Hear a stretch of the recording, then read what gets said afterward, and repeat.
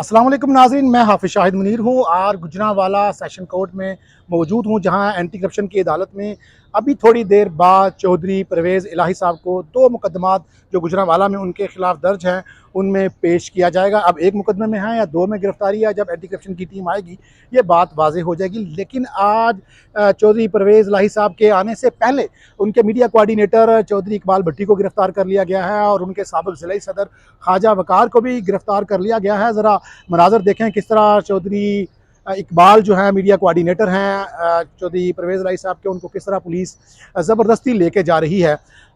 थोड़ी देर बाद गिरफ़्तार किया गया है ख्वाजा वक़ार साहब को, जो साबिक़ इनके ज़िले सदर हैं काफ लीग के। और ख्वाजा वक़ार को इस बात की दाद देनी पड़ेगी कि वो ऐसे वक्त में आए हैं जब सब लोग जो उनकी पार्टी में हैं वो छोड़ रहे हैं और ख्वाजा साहब इस वक्त काफ लीग में शामिल भी नहीं हैं, लेकिन इसके बावजूद वो परवेज़ इलाही के सिपाही बन के यहाँ पर आए और उन्होंने अपनी गिरफ्तारी दी। क्योंकि गुज़श्ता रात जब चौधरी परवेज़ इलाही साहब को पेश किया गया डायरेक्टोरेट ऑफ एंटी करप्शन में, तो उनके ऊपर गुलपाशी की गई ख्वाजा वक़ार के दोस्तों की तरफ से। ये इदारों ने बड़ा माइंड किया कि एक मुलज़म के ऊपर जो एंटी करप्शन के ऊपर जिसके ऊपर इल्ज़ाम है कि उसके ऊपर उसने 2 अरब रुपया किकबैक्स ली हैं और एक मुकदमे में उन्होंने 50 लाख रुपया लिया है सुहेल असगर जो उनके फ्रंट मैन थे उनके ज़रिए। और ये कंस्ट्रक्शन कंपनियां हैं जो आदि तारक की कंपनी है और मुबशर की कंस्ट्रक्शन कंपनी है, इनके ज़रिए जो है किकबैक्स लिए गए हैं और करप्शन की गई है।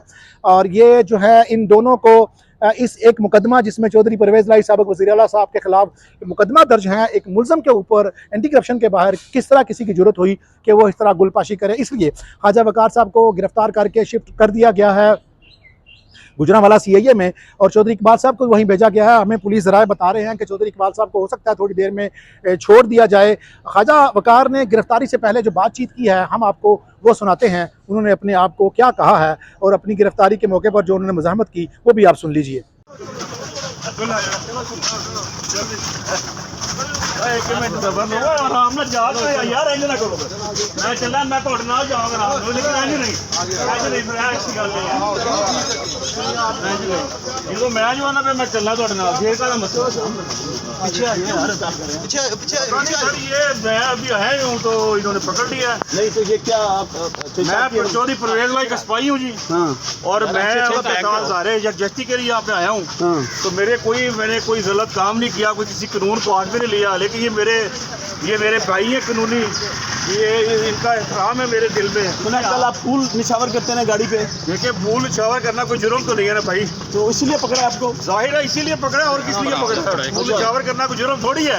अच्छा, फूल निछावर करना कोई जुर्म नहीं है इसमें। अच्छा, तो अगर ये ऐसे काम करेंगे तो मैं तो डरने वाला नहीं हूँ, ना पिछड़ने वाला हूँ। मैं तो एहतराम करता हूँ इनका और इंशाल्लाह ताला एहतराम करता रहूँगा। ऐसी कोई बात नहीं, मैं कानून के साथ कभी भी जिला गुजरांवाला हुआ है कि मैं कानून का हमेशा एहतराम किया मैंने और ये एहतराम मैं इंशाल्लाह करता रहूँगा। ये मुझे पकड़ में कोई बात नहीं, पकड़ लें, लेकिन मैं चौधरी परवेज़ इलाही का साथी हूँ और इंशाल्लाह उसके साथ रहूँगा। थोड़ा पीछे हो, इंशाल्लाह उसके साथ रहूँगा चौधरी परवेज़ इलाही के साथ। ख्वाजा वक़ार ने कहा कि वो सिपाही हैं चौधरी परवेज़ इलाही के और उन्हें फ़ख्र है वो उनके लिए आए हैं। रात को भी उन्होंने चौधरी परवेज़ इलाही साहब के कंधे पे हाथ रख के उनको हौसला दिया कि चौधरी साहब हम यहाँ पर आ चुके हैं। अब उनको भी गिरफ़्तार कर लिया गया। इसके बाद लगता है कि जब कोई भी मुकदमे में चौधरी परवेज़ इलाही साहब इन मुकदमों में जब पेशी होगी तो फिर उनके यहाँ पर इस्तकबाल करने वाला सिवाय वकला के कोई भी नहीं होगा। आज ख्वाजा वक़ार की गिरफ़्तारी के बाद उनको जब सीआईए शिफ्ट कर दिया गया है यहाँ पर, हमने देखा कि कोई भी काफ लीग का कारकुन, चूँकि चौधरी इकबाल थे अकेले, उनको भी गिरफ़्तार कर लिया गया। अब इसके बाद यहाँ पर कोई भी नहीं बचेगा। अब आज कोर्ट में क्या होने जा रहा है, चूँकि एंटी करप्शन के जो जज हैं मोअज़्ज़ज़ जज वो छुट्टी पर हैं, फैमिली कोर्ट में उनको पेश किया जाएगा। जो ड्यूटी जज हैं उनको सामने पेश किया जाएगा। डेफिनेटली जब उनके सामने पेश किया जाएगा तो आज रिमांड होगा, ज़मानत नहीं हो सकती। क्योंकि वकला ने यहाँ पे हमसे बातचीत की, हम आपको वो भी सुनाते हैं, लेकिन इससे पहले कानूनी बात बता देते हैं कि इस वक्त जो अदालत में पेश किया जाएगा तो ये एक ड्यूटी जज है। ड्यूटी जज जो है वो बेल नहीं लेता। यकीनन जो है मंडे तक का उनका कम से कम रिमांड होगा, फिर मंडे के बाद गुजरांवाला की कोर्ट में फिर इस तरह ही गहमा गहमी मिलेगी। अभी चौधरी परवेज़ इलाही साहब को पेश नहीं किया गया, थोड़ी देर के बाद उनको पेश किया जाएगा। उम्मीद है कि वो मीडिया से बात भी करेंगे। वो क्या बात करते हैं, क्या उनका सॉफ्टवेयर अपडेट हो चुका है कि अभी तक वो जो कल उन्होंने बात की पीटीआई के लोगों को कहा कि वो डटे रहें। अब देखना यह है कि चौधरी परवेज़ इलाही साहब कब तक कितनी देर तक डटे रहते हैं। अभी उनके वकला ने कहा कि उनके खिलाफ जो है जितनी पंजाब के अंदर पुलिस की जो बुक्स है, FIR की बुक्स, वो सब उन लोगों के पास है। वो नाम नहीं ले रहे थे, लेकिन कह रहे थे कि कुछ ताकतवर लोगों के पास हैं, वो जब चाहेंगे इनके खिलाफ मुकदमा दर्ज करेंगे। मैंने गुज़श्ता रात भी कहा था कि ऐसा लगता है कि चौधरी परवेज़ इलाही साहब के साथ भी वही उस तरह मुकदमाबाजी होगी जिस तरह मोहम्मद खान भट्टी के खिलाफ हुई। एक मुकदमे से निकलेंगे, दूसरे में आ जाएंगे, दूसरे से निकलेंगे, तीसरे में आ जाएंगे। अब ये एक आसाब की जंग शुरू हो गई है। चौधरी साहब कह तो बैठे हैं, अब बड़े वज़ादार हैं, बड़े चौधरी हैं। देखना यह है कि जिस तरह वो शख्स उस्मान बुज़दार, जिसके लिए पंजाब में लड़ाई हुई, जिसकी वजह से 1 पेज फट के कई पेजों में मुंतकिल हो गया, जब वो छोड़ गए, असद उमर छोड़ गए, अब तो इमरान खान साहब ने भी कहना शुरू कर दिया। हमारे मालूमात के मुताबिक उनको कह दिया जिनकी वजह से मैं यहाँ तक पहुँचा हूँ वही सबसे पहले छलांगें लगाकर चले गए हैं। यही होती है सियासत का बेरहम खेल। यही होता है जिसमें वक्त पड़ने पर जो मौका परस्त होते हैं वो साथ छोड़ जाते हैं। वो मजबूरी कहें या कहें वो जान बचाते हैं। जब आप ये कहते हैं हमारी मजबूरियां हैं, हमारे बच्चे हैं, तो फिर आपको नेल्सन मंडेला बनने की कोशिश नहीं करनी चाहिए। बड़े बड़े लोगों के नाम नहीं लेने चाहिए। आपको ये भी नहीं कहना चाहिए कि रियासत मदीना है। रियासत मदीना के अंदर कोई भी रियासत मदीना का जो सिपाही होता है वो बदलता नहीं है, कोई लीडर बदलता नहीं है, कोई मजलिस शूरा का बंदा बदलता नहीं है। कहीं भी हमने किसी को भी बदलता नहीं देखा। जब अब रियासत मदीना की बात करते हैं तो लोग जान दे देते हैं अपनी सोच के लिए, अपने फ़िक्र के लिए, अपने नज़रिए के लिए, लेकिन वो नहीं छोड़ते अपने अकीदे को। अब जबकि ये कहा गया कि ये एक नज़रिया है, ये PTI पाकिस्तान तहरीक इंसाफ एक नज़रिया है, एक अकीदा है, एक मसलक है, तो मसलक के लिए लोग जाने देते हैं, मसलक को लोग छोड़ते नहीं हैं। लेकिन जिस तरह धड़ाधड़ ये छोड़ते जा रहे हैं, ऐसा लगता है कि सारे लोग एक मफाद के पीछे थे और इनका रिश्ता इमरान खान साहब के साथ सिर्फ मफाद का था, उनका मफाद ख़त्म हो चुका है।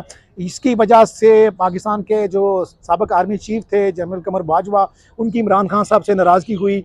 अहमद मीर साहब ने कहा कि मुझे पैगाम दिया गया कि आप जाके बताएं कि असद उमर को वज़ारत ख़जाना से हटाया जाए और इसको हटाया जाए उस्मान बुज़दार को पंजाब की वज़ारत आला के साथ, तो मुल्क चल सकता है। लेकिन वो पैगाम नहीं लेके गए, क्योंकि वो कहते थे मैं मैसेंजर नहीं हूँ। लेकिन बताने वाली बात यह है कि उस्मान बुज़दार बग़ैर गिरफ्तारी के इतनी जल्दी सरेंडर करके गया। वो शख्स जिसके लिए पूरी रियासत से खान साहब टकरा गए, पाकिस्तान तहरीक इंसाफ के टुकड़े टुकड़े हो गए, वो खुद मुश्किलात का शिकार हो गए, उनके साथी मुश्किलात का शिकार हो गए, उनके जो वर्कर थे उन्होंने इसी नज़रिए के तहत पाक फ़ौज की इंस्टॉलेशन पर हमला किया, जो कि एक दुनिया भर में गलत पैगाम गया। आप ना फ़ौज से लड़ सकते हैं, ना मुकाबला कर सकते हैं। एक प्लानिंग की गई, एक प्लानिंग के तहत पाक फ़ौज की इंस्टॉलेशन पर हमला किया गया। हमने देखा कि जो जितने भी हमलावर हैं, हमने उनको देखा कि उन्होंने ग्लव्स चढ़ाए हुए हैं, उन्होंने मास्क चढ़ाए हुए हैं, उन्होंने कैप्स पहनी हुई हैं, शनाख्त छुपाई हुई है ताकि कोई फिंगरप्रिंट ना आए, और बार बार वही पाक फ़ौज को ललकारते रहे। ललकारने वाले तो सब अपने अंजाम को अब पहुँच रहे हैं। अब जब चौधरी साहब पेश होंगे, देखते हैं कि वो कितनी देर तक इस्तिकामत का मुजाहरा करते हैं। अभी हमारी इतलात यह है कि चूँकि चौधरी परवेज़ इलाही साहब के जो बेटे हैं मुनस इलाही और उनकी जो बीवी है, उनका बड़ा झुकाव है इमरान खान साहब की तरफ। जब तक घर से इंसान को सपोर्ट रहती है तो वो मुश्किलात को फेस कर लेता है। लेकिन देखना यह है कि जब चौधरी साहब ज़्यादा से ज़्यादा बार बार गिरफ्तार होंगे, जेलों में जाएंगे, थानों में जाएंगे, इस तरह खारी होगी, तो लगता नहीं है कि चौधरी साहब ज़्यादा इस्तिकामत दिखा सकें। लेकिन फिर भी हम किसी के दिल को पढ़ नहीं सकते। जिस तरह की उन्होंने इस्तिकामत दिखाई है, वो एक बड़ा मुश्किल काम है और उसके ऊपर खड़ा रहना बड़ा मुश्किल काम है। आने वाले दिनों में पता चलेगा। लेकिन इससे पहले आप वकला की बात सुन लें कि वो इस सारे केस के बारे में उनकी क्या राय है। बेसिकली 2 मुकदमात हैं यहाँ पर जो गुजरांवाला में। एक जो है वो 6/23 है और एक जो है वो 7/23 है। अब इसमें जो इल्जाम है चौधरी साहब के ऊपर, वो कहते हैं कि चौधरी साहब का कोई फ्रंट मैन है सुहेल अस्कर जो है, वो उसने मुख्तलिफ लोगों को ठेके दिए हैं और वो काम जो है वो उन्होंने गैर कानूनी तरीके से ठेके दिए हैं। अब हुआ यह है कि जो पहली FIR थी 6/23 जो है, उसमें 30 अप्रैल को सुहेल अस्कर जो है 6/23 से डिस्चार्ज हो गया था। अब 7/23 जो है उसको दोबारा काबू करने के लिए या उसको गिरफ्तार करने के लिए, उसकी गिरफ्तारी को तवालत देने के लिए एक 7/23 जो है वो फौरी तौर पर FIR जो है वो दर्ज की गई और उसमें उसकी गिरफ्तारी डाली गई। उसका 1 मई से 3 मई तक जो है वो रिमांड हुआ। अब उसके बाद इन्होंने उसको गायब कर दिया एंटी करप्शन ने। अब बात यह है कि ये जो मुकदमात हैं दोनों ये झूठे मुकदमात हैं। चौधरी साहब को तो इसमें ज़ाहिर किया जा रहा है कि चौधरी साहब जो है उसके वो फ्रंट मैन है। अब उस शख्स का इनके साथ कोई तल्लक ही नहीं है, कोई ऐसा डॉक्यूमेंट जो है वो रिकॉर्ड पर नहीं है जो चौधरी साहब को अलाइज करता हो। ये तो पूरे पंजाब में बड़े प्रोजेक्ट हुए हैं डेवलपमेंट के। अब हर प्रोजेक्ट जो उसमें चौधरी साहब इन्वॉल्व होंगे, वो एक्सचेंज से खुद बात करते होंगे, उनको ठेके देते होंगे। ये झूठे और लाहौर में तो जी उन्होंने ठीक रखा है चौधरी साहब को, लेकिन आज पता चला है कि आज उन्होंने उनको थाने में बंद किया है। चौधरी साहब जो हैं उनका एक मकाम है, वो एक्स चीफ मिनिस्टर हैं, उनके साथ वही सलूक होना चाहिए था जो वो डिजर्व करते हैं, लेकिन ये गलत किया इन्होंने इनको नहीं चाहिए था उनको थाने में रखते।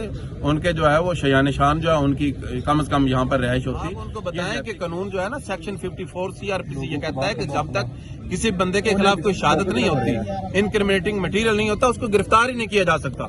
इल्जाम लगाने को तो किसी के ऊपर भी इल्जाम लगा सकते हैं, उनके खिलाफ मटेरियल क्या है? मटेरियल जो वो जीरो है, उनके खिलाफ कोई ऐसी शहादत नहीं है जहां से पता चले उन्होंने 2 अरब की करप्शन किया। वो कहते हैं कि शामिल तफ्तीश वो जानबूझ के नहीं होते थे। नहीं, शामिल तफ्तीश बात सुने, ये जो एंटी करप्शन का मेरी बात हक दिया गया। नहीं एंटी आपको पता ही है जो हालात बने हुए थे, यहाँ पर पेश होना कोई आसान नहीं है, और इनके लिए मुकदमा जो है वो नया दर्ज करना इनके लिए कोई मसला नहीं है। इन्होंने पूरे पंजाब की जो इन बुक्स हैं, जो FIR की बुक्स हैं, वो अपने पास रखी हैं, 1 मिनट में नई FIR कर देते हैं। तो ये अब यहाँ पर तो इंसाफ लेना बड़ा मुश्किल हो गया है, लेकिन अदालतें जो वो इंशाल्लाह इंसाफ देंगी। आपने वकला की बात सुन ली है, कानूनी नुक्ता नज़र आपने सुन लिया है, उन्होंने सवालों के जवाब दिए हैं।